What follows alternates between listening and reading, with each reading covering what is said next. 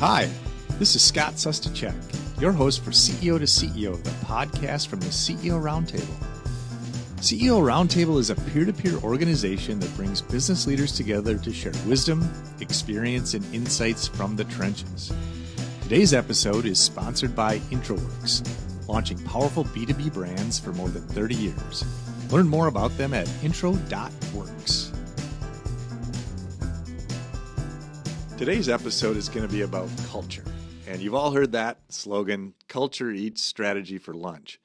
And my guest today is the CEO and president of Snap Install, Travis Peterson. Welcome, Travis. Thank you, Scott. And we're going to be talking about how culture drives growth, and especially how it's driven growth for Travis and his team here at Snap. So welcome. And, I want to just talk a little bit about you and your background, because I think the story of how you founded this company is fascinating. So you founded this company back in 2011. You've been growing the heck out of it. Tell us how you got started in this. Snap Install, we are a nationwide service provider. We've been around, as Scott said, since 2011, so a little over 13 years. We have 115 employees within our building here, and some remote, and then 1,200 contractors across the country. And our job is to provide nationwide solutions for our customers, whether it's digital signage. So imagine any monitor you see in a brick and mortar store that's advertisement. We're integrating those. It could be as simple as a quick service call to show up and turn off the screen and back on the screen, or a 2,000 site rollout that we focus on with the project management. And our job is to provide solutions to our customers. So the big competitive advantage we have for our customers is the project management that goes behind all the work, and that's the majority of our employees do in-house here. Mm-hmm. As far as how we got to where we are with our culture, I'll start with the story. Fresh out of college, young Travis got his first big boy job selling refurbished IT equipment. And I didn't really know what I wanted to do with my life. I knew that sales came naturally to me, and sales runs in the Peterson family. So I just thought I'd always be in sales. Right. Selling refurbished IT equipment was not that fun. I was making $100 a day, sitting in a toxic culture of a decent-sized company. And any time that I got a whiff of a hot lead that answered the actual phone and talked to me, I had to pass it on to some sales guy who thought I was scum between his toes. 4 months passed, and luckily, at the time I didn't think luckily, but the company was downsizing, and I was bottom of the totem pole. They let me go. So I went home, cried to my parents, and thought the world was over. Didn't really know where I was going to go. I started window washing again, which was a company I started in college. But I knew I didn't want to climb ladders and wash $5 windows the rest of my life, so sure. I had to figure something out. And I got my job at a small business locally here. I was the sixth guy in, and it was like a drug for me. I started realizing how a business is ran, working on the operations side. I was on the sales team, but I was lucky that the CEO kind of put me under his wing and guided me along the way. So I was learning IT, I was learning accounting, I was learning HR even, and the company was great. Small company, you were closer to the action? It was awesome. Yeah. It was so fun. And we were working long hours, but I didn't care because the culture was so awesome. Yeah. And the people I were working with, I enjoyed. And then fast forward, that company grew to about 40 people. I made my way up to director of sales. It came to a point where I had to leave the company due to some unethical decisions. And there was a fork in the road where it was either go sell insurance like some family members I have and probably live a good life and golf a lot more than I do, or start a business. And I ran the B2B side of that business, and I knew that there was an opportunity there if you focused on the right stuff. And I had a tight relationship with one of our biggest customers. He knew that services were not going well with that company, and they were headed downwards. So he needed a solution. I said, hey, if I started a company, would you be my first customer? Mm-hmm. I was 25 at the time. And I remember he asked me two questions. First one was, do you have any money? And at the time I thought I did, but I really didn't have a lot. And then his second question was, do you have a business plan? And in my head I said, what the hell is a business plan? Mm-hmm. And he said, why don't you hop on a flight and come out to Philly and let's talk. And I did. And in 3 days we put together the plan for Snap Install. And 13 years has passed, and not much has changed with that original plan as far as the focus. And we call them our 3 pillars. It's our employees, the people in this office and some mm-hmm. of our remote employees. It's our contractors, which is our product, and it's our customers. Yeah. And if you think about those 3 pillars, it just shows you that this is a relationship business. Our product is technicians out in the field. We don't have a product that we can box up, tape up, ship to our customers, and hope they write good reviews, and more come. Our product are humans, and humans make mistakes. Right. And with all 3 of those pillars, comes communication with any relationship. I think communication is the most important thing. We have 2 ears, 1 mouth for a reason. Listen more and really focus on having strong relationships with those 3 pillars. And that has not only helped create our culture, but helped get us to a point of growth 13 years later. So, you've had the chance, obviously, to be in a bad culture and say, I don't want to be anywhere near this. And you've also had the unique opportunity in your own business to just create a culture from scratch, make it how you envision it. And I think with the growth of Snap Install, you've been able to migrate your role from probably being in the business and working in it to working more on it, being the visionary for the company. And how much time do you spend on building this culture that is unique to Snap Install? To give you a lot of credit, you feel it when you first walk in the doors of your building, how you're treated and how you're greeted, and it's made to feel like you're important. Even though I'm just a visitor here to do a podcast, I was made to feel like, okay, this is important, and let me help you get to Travis and get this going. So, obviously you've built something here that exudes out into the public. And on the other side of this, when you walk into a store or a business, you can feel right away, is that culture good, bad? Does this employee really want to be here to help me, or are they just trying to get a paycheck? And we've all had those experiences. Right. So, you've been able to elevate Snap Install beyond that. So I guess back to my question, how much time do you spend on the culture and cultivating the kind of culture you want here? A lot. And it's worth every minute I spend on it because it's so important to our success and just everything we do within these walls. I think a couple things before I even answer that. First off, I'll be the first to admit that our culture is not perfect. We always have room for improvement. And I think that's what makes us so great is it's like a family. Right. And with any family comes the certain family dynamics you always got to be aware of and always adjust to and continue to move forward. And then secondly is just I feel really blessed to be in the position I am in to run a company and have such a strong culture that I can really lead by example with. I didn't imagine that coming out of college. I didn't imagine that most of my life. Or even when we started Snap, I never thought the success would come that has came. So as far as where my time is spent with it, I really try to focus on being present, not only in the office, but I sit still to this day in every interview that comes to the door that gets to the point of the hiring process. And I do that because it's so important to me to sign off on anyone that enters our culture that I want to make sure that I put my stamp on it. And that's a lot of time, especially when we're hiring a lot. Right. It also frees up some of the time from maybe my leadership team. They trust that if I'm in there, they don't need to be in there so they can focus on their stuff. We have team meetings across the board. And I still try to be present to this day in all team meetings, and that's not to come in and overturn the meeting and challenge anything. It's really just to listen and hear what everyone's going through because my role now as a visionary, I don't get to understand the day-to-day things, and I used to be in it so heavily and know it like the back of my hand, and now that's been a struggle for me because I've walked away, and I'm trusting what people are telling me. And I think that brings value of just listening to what they're going through, sharing my experiences like we do in the CEO Roundtable, and showing them that we got their back. Right. And that it starts with me and it goes all the way to our newest hire. Travis, how did you make that transition into that visionary role? Because I think a lot of people in similar situations like you that have started companies, grown them, maybe built the organization. As you'd start, it's command and control, right? You're the decision maker. It's your equity, your money on the line. What do you want to do? How did you migrate this company then to where you can be that visionary and you can sit in a meeting and listen and take in all the things happening? Somebody on your leadership team is making those decisions or the team's making them, and you're kind of just there as a sounding board. So how did you do that?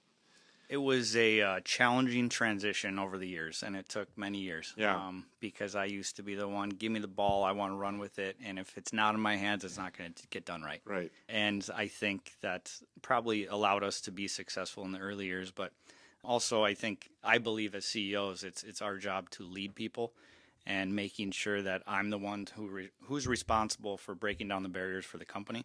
But then at the same time, making sure I provide my team with the resources they need to be successful. And I don't want the ball anymore. I like passing the ball and watching my team be successful. And hiring the right people, I think, is number one. People that have the same core values as we do as a company, which is a big part of our culture, but then living and breathing by that.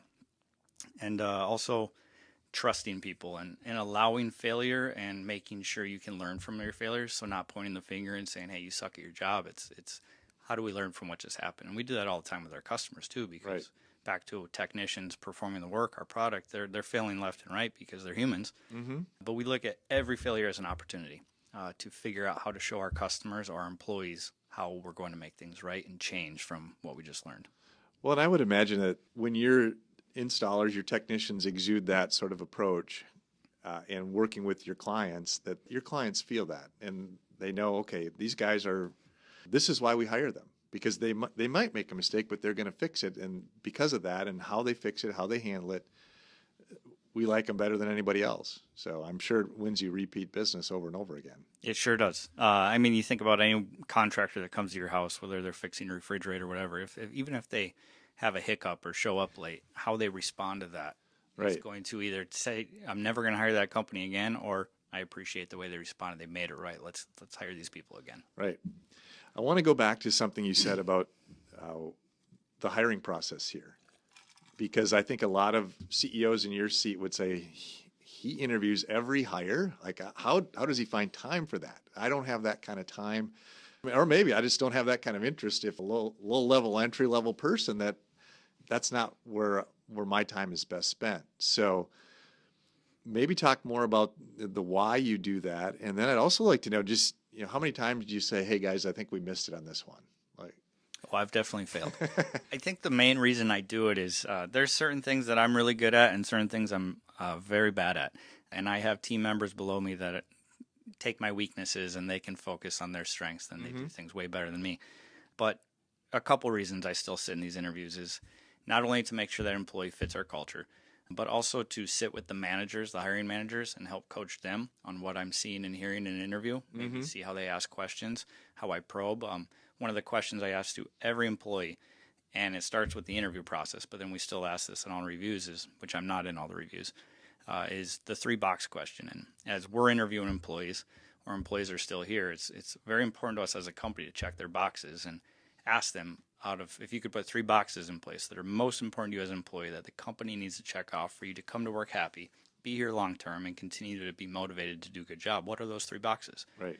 And those boxes change, and we're not going to always hit every box, but I think that opens up good communication with the interviewer or the employee to understand, can we align on where your boxes are? And by me being in those interviews, it's taking something off my leadership's plate so I can focus with that manager who's in there hiring and I can build a relationship with him or her. Mm-hmm. It also allows me, I take pride in remembering everyone's name at this company when I'm walking around. And if I can interview them, that helps me transition to when they're an employee here and get to know them and know their story. And I think that goes a long way. One of my jobs is just making people feel heard and making sure they feel part of the solution here at Snap. Mm-hmm. And me having a direct relationship with them, I think, goes a really long way. And how many employees today? 117. Okay. A lot of names to remember. Yeah. And my wife makes fun because I forget names outside of work. And I always tell her I only have so much capacity up here. So. Well, and I think, again, it's that connection with Snap Install and who you are that you're trying to keep with. So that person knows, they're treated as an individual, not as employee number 116. Yeah. Right. And that ties back to, we have a no asshole policy. And you think about that is all of us, for the most part, spend more time with our coworkers than we do our own family, which is really messed up if you think about it. But if you're working with people you don't enjoy being around, that makes life even more miserable. And I'm not planning on winning the lottery anytime soon, and I don't think my employees have good odds. So they're probably going to be working the rest of their life, whether it's here or somewhere else. So I think pushing that and us being all the same page of working together, and the one thing you can control is your attitude and making sure that we show up with positive attitudes, fighting the same fight, working together, having each other's back. It goes a really long way. So I love that no asshole policy. And a lot of companies have it, whether they state it out loud or not. But was that something you had from the get-go here in 2011? Or was it something that you developed of just, hey, I'm going to come out and say this? And I'd like to say I developed it when we had an asshole here, but I can't remember the year we implemented it. I know it's been at least 7 years. And we created our core values about 8 years ago. And that, although that's not a core value, we thought about putting it on the wall with our core values all over this office. But then my HR team said, let's not put no assholes on the wall, even though we talk about it all the time as a company. Right. Well, and I think it's a value that underlies everything else that you do here, right? Is that we want to be with people and spend that kind of time with people that we want to enjoy being around.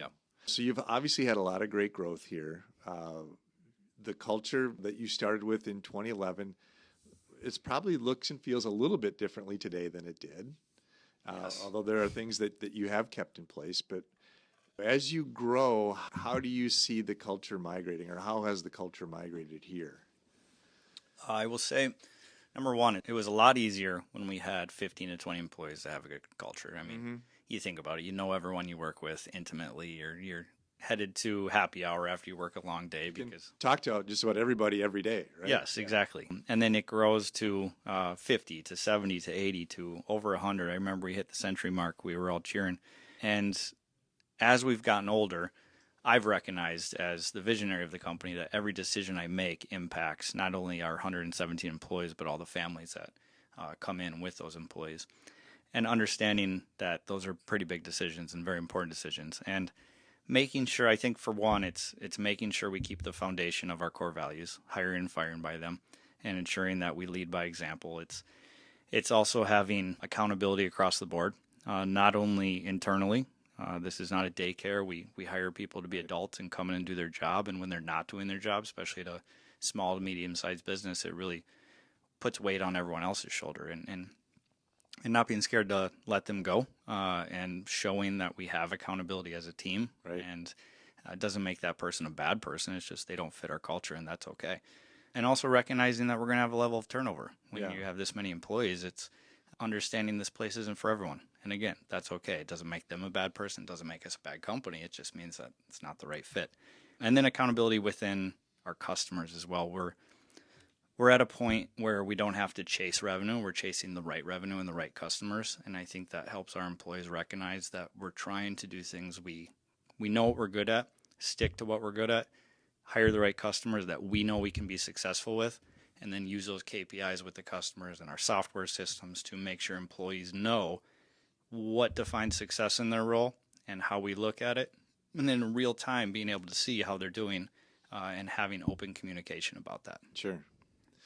Yeah, and I think that's always one of the more challenging pieces of as small companies grow to medium-sized companies to large companies is the people that got you to a certain point, you can outstrip their talent. But even if they still fit the culture, then it's finding the right seat for them. That's right.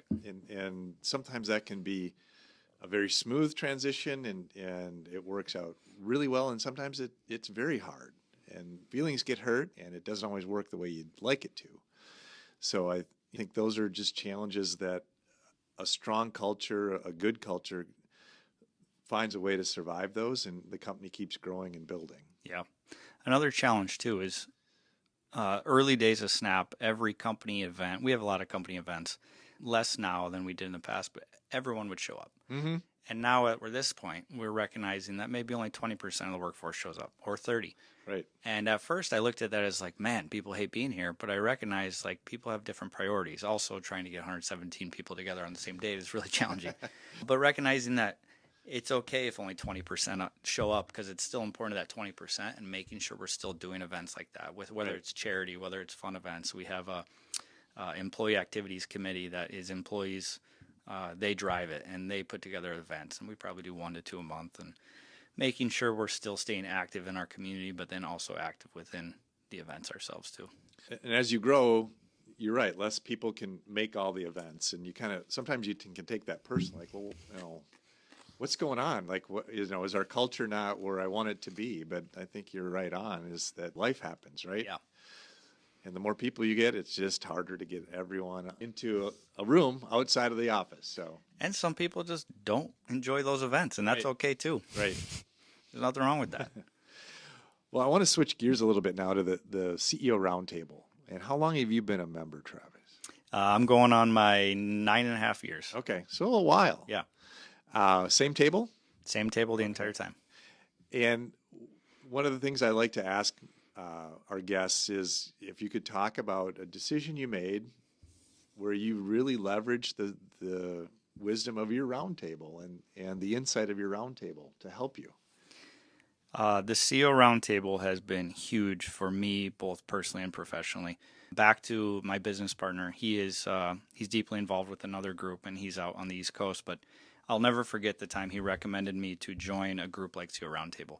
Because at first, when I was coming in, I didn't feel like I belonged. I think I was 28. I was 30. But coming into a CEO group, and I'm like, why do I belong at this? I don't feel like I've earned it, and all this stuff coming in with bad thoughts, good thoughts. But to put it on one decision is really hard for me because it's been so valuable for me, both personally and professionally. I look at professionally, I could think of some decisions of a big hire, a big fire, maybe something I was going through with a huge decision on one of our biggest customers and them coming on and really changing the game of how we operate and my table pushing me to say, do it.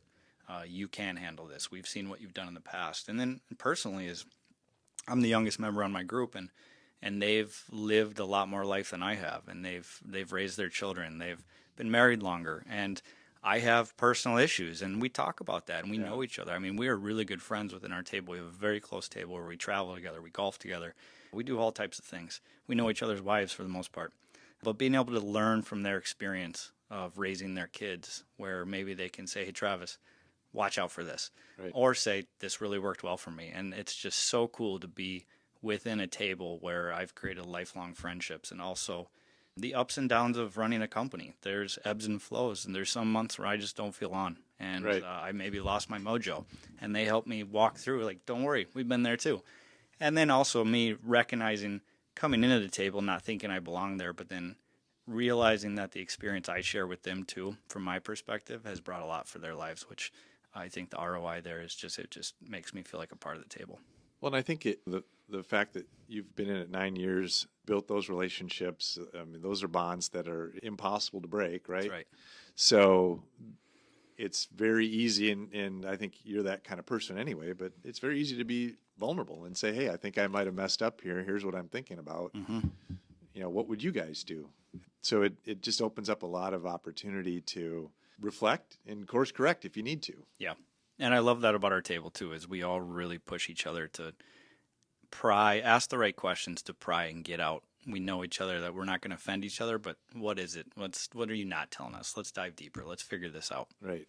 And those 4 hours a month that I spend, I always walk away with them just feeling better than I walked in. Yeah. Well, and I've got some other questions here that I ask all my guests, which will give our audience a little deeper insight into Travis. What's your favorite movie?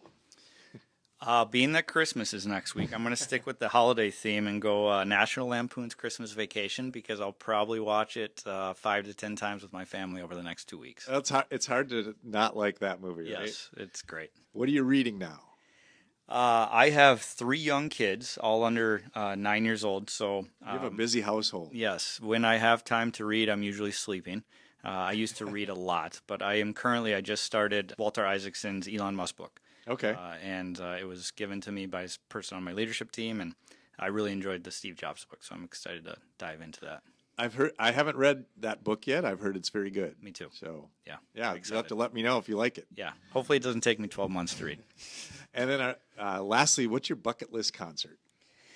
I am a sucker for acoustic music. Even when I'm working out, I'm listening to stuff like that. So I would say First Ave, 7th Ave entrance, acoustic setup camp would be a great show. Also, I was just recently at the Sphere in Las Vegas. Oh, wow. And seeing a show there would be awesome. So I would love to do that from my technology side. Well, Travis, this has been fantastic. I mean, culture is such a big issue. There's more here. I'd love to have you back on, and we keep the dialogue going, but thank you for being a guest today. Thanks for considering me, and appreciate you guys having me on. Thank you. Thanks.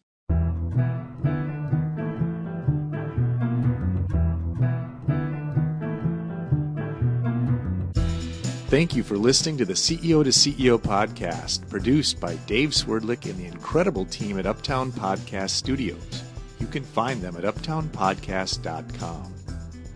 Be certain to subscribe so you don't miss an episode with more CEO wisdom highlighting experience and insights from the trenches. If you enjoyed this podcast, please leave us a review and share with others. If you are a Minnesota-based business leader who would like to learn more about being part of a peer advisory roundtable, check us out at ceo-roundtable.org.